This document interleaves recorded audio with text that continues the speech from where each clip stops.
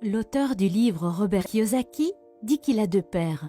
L'un est son propre père biologique et l'autre est le père de son meilleur ami. Le propre père de Robert était docteur et enseignait à l'université. Son second père, auprès duquel Robert a appris à devenir riche, n'a même pas terminé le lycée et a tout appris par lui-même dans la pratique. Au début, ces deux pères gagnaient suffisamment, mais quand ils sont morts, l'un d'eux est mort en tant qu'homme le plus riche d'Hawaï et a laissé des millions de dollars à sa famille, et le second a laissé des dettes et des impôts impayés à sa famille. Kiyosaki dit que gagner de l'argent est une science qui ne nous est pas enseignée dans les écoles.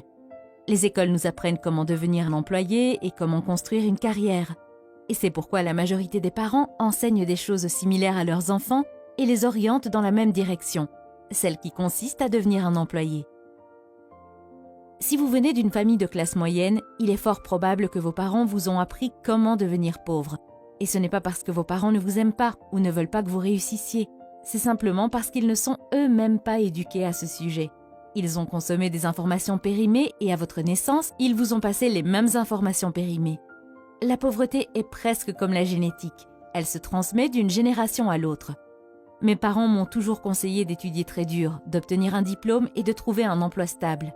Cependant, lorsque j'ai commencé à lire des livres comme celui-ci, je me suis rendu compte que j'apprenais davantage grâce à quelques-uns de ces livres par rapport à l'ensemble de mes années universitaires. Si vous êtes également issu d'une famille de classe moyenne, n'ayant pas lu Rich Dad, Poor Dad, alors je vous recommande fortement de le lire.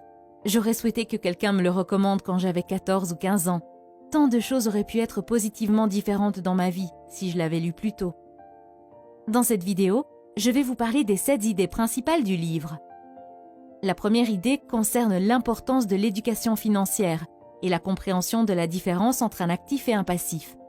Comprendre cette différence est l'étape la plus importante pour devenir riche. En termes simples, l'actif est ce qui vous met de l'argent dans la poche et le passif, ce qui vous enlève de l'argent. Par exemple, si vous avez une voiture, que vous la louez et que vous gagnez de l'argent chaque mois, alors c'est un actif. Mais si vous avez une voiture et qu'elle vous prend de l'argent de poche chaque mois pour les réparations, l'entretien, etc., il s'agit alors d'un passif. Par exemple, les actifs peuvent être des biens locatifs, des actions d'entreprise, des métaux précieux, etc. Le passif est constitué par votre maison, votre téléphone, la voiture que vous conduisez, etc. Les riches se concentrent sur l'augmentation de leurs actifs, tandis que les pauvres achètent des passifs et se concentrent sur leurs revenus. Les pauvres achètent un téléphone iPhone, les riches achètent des actions Apple qui constituent un actif et prennent de la valeur avec le temps. Mais le téléphone perd de sa valeur dès que vous le sortez du magasin. Faire pousser des actifs, c'est comme planter un arbre. Vous devez en prendre soin pendant des années, jusqu'à ce que ses racines soient assez profondes pour fournir de l'ombre et porter des fruits pour votre plaisir. Malheureusement, beaucoup de gens veulent s'enrichir rapidement sans s'informer sur l'argent. C'est comme construire un gratte-ciel avec peu ou pas de fondation. Et c'est pourquoi vous voyez des gens qui gagnent des tonnes d'argent, mais qui au bout de quelques années perdent tout. La deuxième idée est la suivante. Les riches ne travaillent pas pour l'argent, c'est leur argent qui travaille pour eux. À un très jeune âge, Robert a eu son premier partenaire en affaires, son camarade de classe Mike. Ils travaillent pour le père riche qui leur donnait des leçons sur la façon de gagner de l'argent.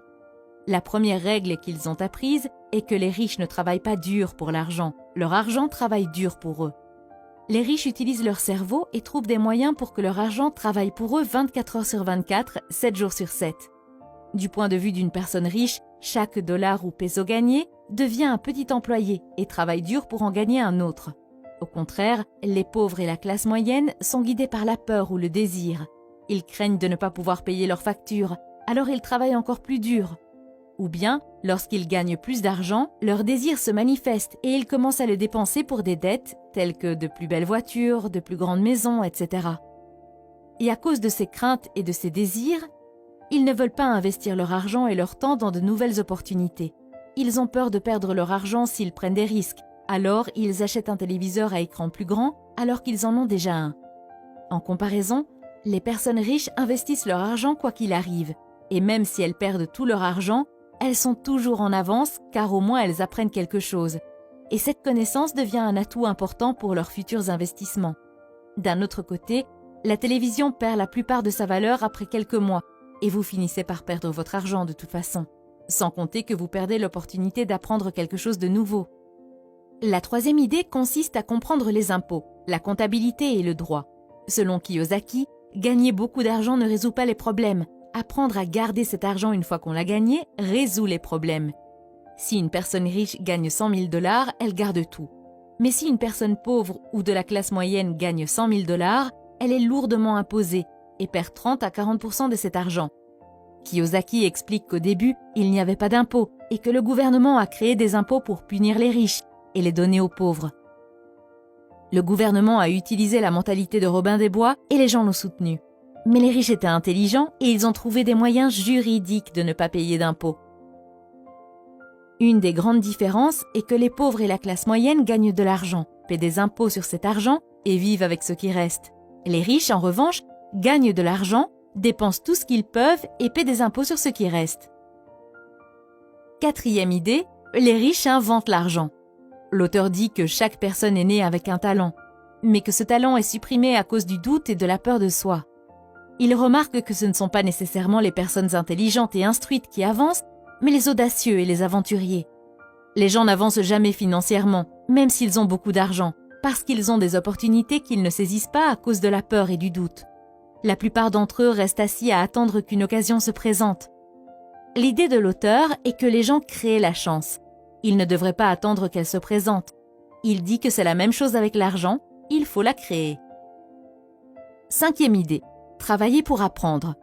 Ne pas travailler pour l'argent. Kiyosaki dit que son père pauvre était intelligent, bien éduqué et travaillait pour de l'argent parce que la sécurité de l'emploi signifiait tout pour lui. Son père riche est devenu millionnaire en travaillant pour apprendre. L'auteur recommande aux jeunes de chercher un travail où ils apprendront plus qu'ils ne gagneront, notamment dans les domaines de la vente, de la communication, du marketing, de la comptabilité, des dirigeants, etc. Au cours d'une interview avec un journaliste, Robert Kiyosaki a appris que celui-ci s'efforçait à devenir un auteur à succès. Il a réalisé qu'elle était une grande écrivaine et qu'elle devait poursuivre dans cette voie. Elle lui a dit qu'elle avait essayé, mais que cela n'intéressait personne. Il l'a accidentellement offensée lorsqu'il lui a dit de suivre un cours de vente pour qu'elle puisse se promouvoir. Elle s'est mise sur la défensive. Elle lui a répondu « J'ai une maîtrise en littérature anglaise. Pourquoi irais-je à l'école pour apprendre à devenir une vendeuse ? Je suis une professionnelle. Je suis allée à l'école pour être formée à une profession, donc je n'aurai pas à être vendeuse. Je déteste les vendeurs. Tout ce qu'ils veulent, c'est de l'argent. » Et elle a fait ses valises. Robert Kiyosaki a gentiment fait remarquer qu'il était l'auteur le plus vendu, et non pas le meilleur auteur. Cette déclaration n'a fait que l'exaspérer davantage, et l'interview s'est terminée sur ces mots. Le monde compte de nombreuses personnes talentueuses et prospères. Médecins, avocats, dentistes. Et pourtant, ils ont des difficultés financières. Mais comme l'a dit un jour un sage consultant en affaires, ils sont à une compétence de la grande richesse. Si vous associez vos compétences à l'intelligence financière, à la comptabilité, à l'investissement, au marketing ou au droit, vous pouvez devenir très riche. Si cette journaliste avait plutôt choisi un emploi dans une agence de publicité pour apprendre à vendre, elle pourrait créer une grande richesse grâce à ses écrits. Le père riche dit « Vous voulez en savoir un peu plus sur beaucoup de choses. À l'école et au travail, on attend de vous que vous vous spécialisiez. Ceux qui obtiennent des promotions ont tendance à être des spécialistes. Cependant, le père riche de Robert Kiyosaki a toujours recommandé le contraire. C'est pourquoi, au fil des ans, Robert a travaillé dans différents secteurs de l'entreprise de son père riche, où il était censé assister à des réunions avec des avocats, des banquiers, des comptables. Pour le père riche, il était essentiel que Robert connaisse tous les aspects de la création d'un empire. Idée 6. Les personnes qui évitent l'échec évitent aussi le succès. La plupart des gens ne gagnent jamais parce qu'ils ont peur de perdre ou d'échouer. Si vous regardez la façon dont les humains sont conçus pour apprendre, nous apprenons en faisant des erreurs. Nous apprenons à marcher en tombant. Si nous ne tombions jamais, nous ne marcherions jamais. Il en va de même pour apprendre à faire du vélo. Il en va de même pour devenir riche. L'échec fait partie du processus de réussite. Kiyosaki dit « Je regarde mon jeu d'argent comme mon jeu de tennis. Je joue dur, je fais des erreurs, je corrige, je fais encore des erreurs. Je corrige et je m'améliore. Si je perds le match, je tends la main à mon adversaire, lui serre la main, lui souris et lui dis « À samedi prochain ». Je connais personnellement de nombreuses personnes qui ont essayé de créer leur propre entreprise mais qui ont échoué et ont fini par abandonner après 3 ou 4 échecs. Je suis toujours étonnée de voir comment ces personnes s'attendaient à réussir après quelques essais. Abandonner après un échec à 3 ou 4 reprises, c'est comme commencer à aller à la salle de sport pour se mettre en forme, mais après quelques jours, on abandonne parce qu'on n'a pas vu de résultat. Si vous voulez vous mettre en forme, vous devez être constant. Vous devez changer votre programme d'exercice s'il n'est pas efficace. Vous devez essayer un régime différent. Vous devez essayer un autre entraîneur jusqu'à ce que vous trouviez ce qui vous convient. Malheureusement, les gens n'appliquent pas la même mentalité lorsqu'il s'agit de se mettre en forme financièrement. Idée numéro 7. Ne vous concentrez pas sur vos revenus mais sur vos actifs. Les riches à long terme construisent d'abord leur colonne d'actifs et ce n'est qu'ensuite que les revenus générés par la colonne d'actifs leur permettent d'acheter leur luxe. Les pauvres et la classe moyenne achètent des produits de luxe à la sueur de leur front et avec leur sang. En d'autres termes, si une personne riche veut acheter une voiture de luxe, elle ne l'achète pas tout de suite. Il achète d'abord des actifs tels que des entreprises ou des biens immobiliers et si ces actifs génèrent de bons revenus, il les utilise pour acheter la voiture. Il se concentre toujours d'abord sur l'actif. Si vous avez aimé la vidéo et souhaitez voir d'autres vidéos comme celle-ci, n'oubliez pas d'aimer cette vidéo et de vous abonner à la chaîne.